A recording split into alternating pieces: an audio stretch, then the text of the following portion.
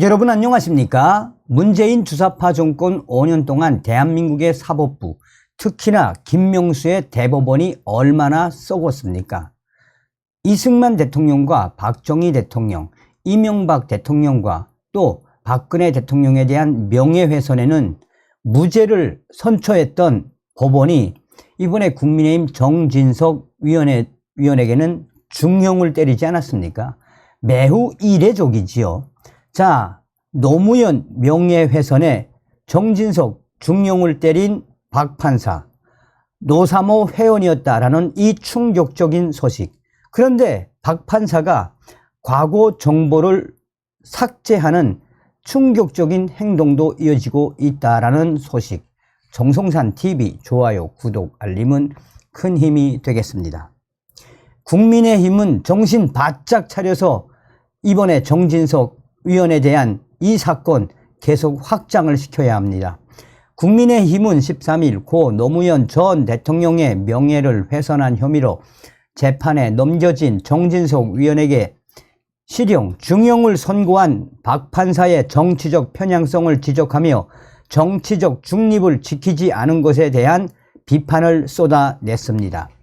앞서서 정진석 위원은 2017년 9월 SNS에 노무현 대통령의 부인 권양숙 씨가 아들이 박연차에게 수백만 달러의 군품 뇌물을 받은 혐의로 검찰 조사를 받은 뒤 부부 싸움 끝에 권양숙 여사는 가출하고 그날 밤 혼자 남은 노무현 전 대통령이 스스로 목숨을 끊은 사건이라는 글을 올렸다가 기소가 됐습니다. 이에 대해 서울중앙지법 형사 5단독 박병건 판사는 지난 10일 정보통신망 이용 촉진 및 정보보호 등에 관한 법률 위반, 명예훼손 혐의로 기소된 정진석 위원에 대해 페이스북에 올린 내용을 진실로 믿을 만한 근거가 없고 악의적이며 공격적이라며 징역 6개월의 중형을 선고했습니다. 벌금 500만 원의 검찰 구형보다 무거운 실형을 선고했죠. 다만 구속 사유가 보이지 않는다는 이유를 들며 법정 구속은 하지 않았습니다. 전주의 국민의힘 원내대변인은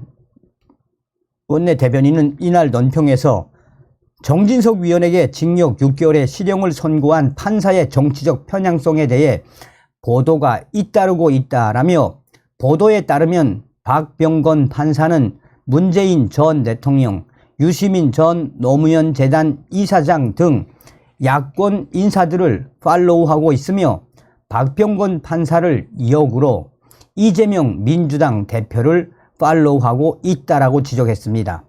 그러면서 전주의 국민의힘 원내 대변인은 박병건 판사는 고등학교 3학년 때 쓴 것으로 보이는 글에는 노무현 전 대통령을 탄핵한 한나라당을 향해 노무현 대통령의 탄핵을 주장하고 싶으면 불법 자금으로 국회의원을 해먹은 대다수의 위원들이 먼저 위원직을 사퇴하는 것이 옳다 등등 한나라당에 대한 적개심과 경멸에 가득 차 있다면서 노사모, 노무현을 사랑하는 모임 회원이라고 해도 과언이 아니다라고 주장했습니다.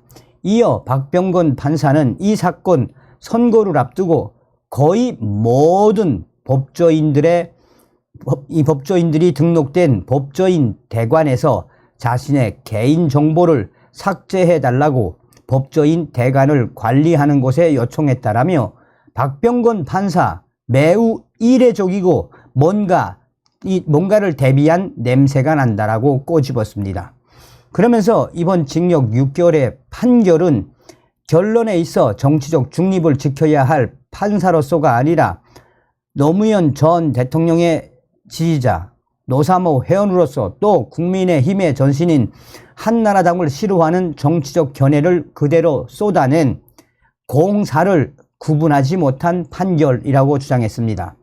전주의 위원은 계속해서 노무현 전 대통령의 지지자, 노사모로서 중립적인 판결을 하기 어려웠다면 박 판사 스스로 재판을 회피했어야 한다라면서 이 유시민 전 이사장이 한동훈 장관이 과거 노무현 재단 계좌를 불법 추적했다고 허위 사실을 주장해 기소된 사건의 1심에서 벌금 500만 원을 선고받은 점과 비교하더라도 징역 6개월의 선고는 현저히 형평성을 잃었다라고 혹평했습니다. 아울러 전주의 대변인은 일상적인 상식을 가진 사람이라면 누구나 납득할 수 있는 결론을 도출해내는 것이 바로 판사의 역할이고 이를 통해 사법부의 신뢰를 쌓을 수 있다라며 정치적 성향을 배제한 상급심의 균형 잡힌 판단을 기대한다라고 촉구했습니다. 자, 노사모 회원이었고 문재인과 이재명, 유시민을 팔로우하고 있는 저 박병건 판사. 국민의힘 이 문제를 더 빠르게 확산을 시켜야 합니다. 우리 국민들도 정신 바짝 차려야 합니다. 다음 시간에 뵙겠습니다. 멸공.